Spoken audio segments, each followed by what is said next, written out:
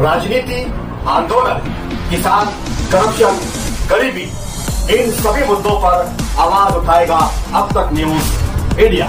सत्ता के आगे जब भी सवाल कमजोर पड़ने लग जाए तो सवाल उठाने पड़ते हैं। बोल के लफ्ज आजाद है तेरे, बोल के सच जिंदा है अब तक। अज़बा एजुकेशनल एंड वेलफेयर सोसाइटी शहर में अल्हम्दुलिल्लाह 12 सालों से खिदमत कर रही है।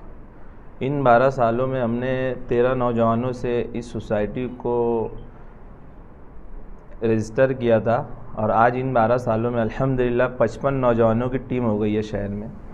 और हम लोग इन 12 सालों में कई सोशल काम हर फील्ड में किए, माहौलियाती, मेडिकल लाइन हो या रोज़गार की लाइन हो, यानी अपने नौजवानों के, शहर के नौजवानों को रोज़गार में आगे लाने के ताल्लुक़ से हो, या जो भी सोशल काम की फ़ील्ड हो, हर फील्ड में अल्हम्दुलिल्लाह हम लोग ने सब मिलकर 55 नौजवानों ने अपने तौर से काम किया और किसी से 1 रुपया कोई चीज़ का डोनेशन नहीं लिया अल्हम्दुलिल्लाह। हर महीना हमारी नौजवानों की फ़ीस है, उस फीस में ही हम अभी तक काम करते आए।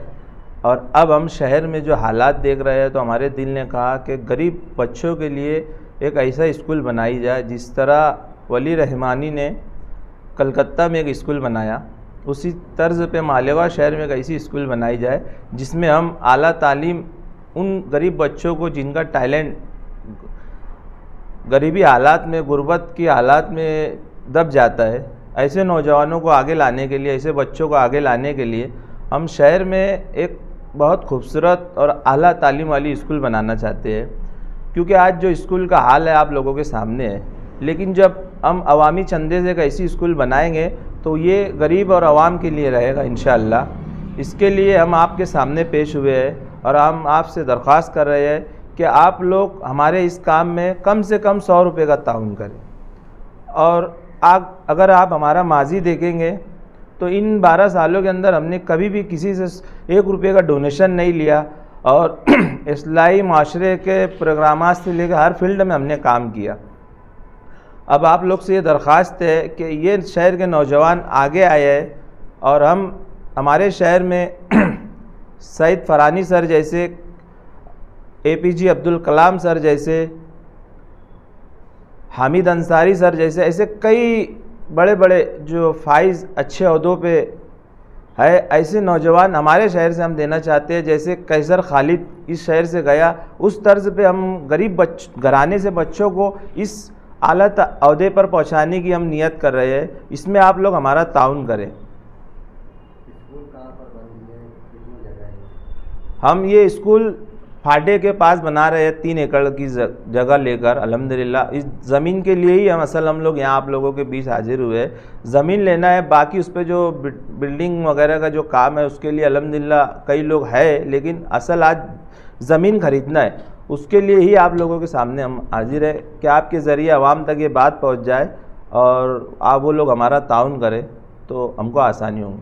काम किस तरीके से करेंगे? जैसे आपने कहा 100 रुपये का काम करें तो किस शक्ल में कैसे करेंगे? हम लोग ने एक जो कार्ड बनवाया है, 1000 रुपये वाला, 500 वाला, 200 वाला और 100 रुपये वाला, और बारकोड भी हमारा जो सोसाइटी का अकाउंट है वो भी मतलब है, आप उस पर भी स्कैन करके 100 रुपये कम से कम डाल सकते हैं।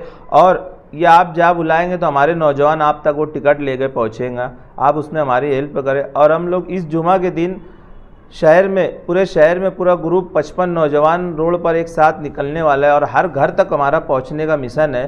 तो आपके ज़रिए हम चाह रहे हैं कि हर घर तक ये बात पहुंच जाए, हर शख्स तक ये बात पहुंच जाए कि हम उनके पास जब पहुंचे टिकट लेके तो आसानी हो कि यार हम ये टिकट लेके आए तो हमारा मकसद क्या है और हम क्या करना चाहते हैं। अज़बा सोसाइटी रौनकाबाद मेन रोड, बड़ी Malegaon high school, Babar hotel के सामने इसकी मेन ऑफिस, हेड ऑफिस है, जो 12 साल से वहीं पर मौजूद है अल्हम्दुलिल्लाह। वहाँ पर अभी कंप्यूटर क्लास हमारी शुरू है, जहाँ पर हमने नो प्रॉफिट नो लॉस पे 4000 से ज़ायद बच्चों को वहाँ से सर्टिफिकेट के साथ मतलब यानी स्टडी दी है।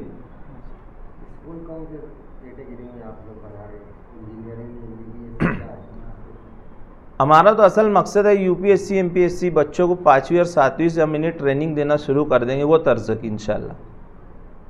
क्या अमाउंट है ज़मीन का? ज़मीन का अमाउंट है 2 करोड़ रुपया। ये असल में सर ये इसलिए आया हमारे दिमाग में कि हम हमारे तौर से अव्वल दिन से असल में हमारे मकसद में था, 12 साल पहले से ऑलरेडी हम नौजवानों के मकसद में था, 13 नौजवानों के। लेकिन अब ये मकसद इससे आया कि जब हम हमारे शहर से कैसर खालिद को देखते हैं, डॉक्टर सईद फरहानी सर को देखते हैं, फैज़ी सर को देखते हैं, और अभी एक बंदा अपना पायलट बना, और एक बच्ची है जो शहर की वो भी पायलट बनी। और इन्हीं हमारे शहर में बहुत टैलेंट है बच्चों के अंदर, घरानों के अंदर, लेकिन वो कहीं ना कहीं कोई गाइडलाइन की वजह से, कोई माली मदद की वजह से वो छुप जाता है। तो हमने ये देखा कि हर फील्ड में भी एक मतलब जो है तो बच्ची दिमाग की डॉक्टरनी भी बनी है। तो इन्हीं हर फील्ड में इन्हीं अपने शहर के नौजवान है, कहीं ना कहीं उनमें टैलेंट है, तो वो लोग कहीं ना कहीं इन्हीं कोई ना कोई वजह से दब जाता है। तो हम लोग कम से कम नहीं, बहुत सारे लाखों लोग को नहीं करेंगे हम, लेकिन हम एक टारगेट लेंगे यार हम हमारी लाइफ में कि कम से कम 300 से 400 बच्चों को ऐसे तो निकाल दें। क्योंकि बहुत सारे तालीमी अदारे शुरुआत में ऐसे ही बनते हैं, बाद में आज उनकी हालत क्या है, कितना डोनेशन चलता है एडमिशन के नाम पर, तो आपका क्या क्राइटेरिया है? ये बहुत अच्छा सवाल करे सर। जैसे मैंने आपको बताया अभी कि हम वली रहमानी के तर्ज पे प्लान कर रहे हैं, और पूरी प्लानिंग उसकी ही तर्ज पे। इसमें हम ये चाह रहे हैं कि हम जैसे मिसाल के तौर पर हम 400 बच्चे पढ़ाएंगे तो 200 बच्चों से फ़ीस लेंगे हम, जो अच्छे घराने के रहेंगे, क्योंकि आला तालीम देना है, मेंटेन करना है, तो उसके लिए हमको मतलब ऐसे टीचर रखना पड़ेगा, उनकी जो भी पगार वगैरह है उसका भी मेंटेन करना रहेगा स्कूल।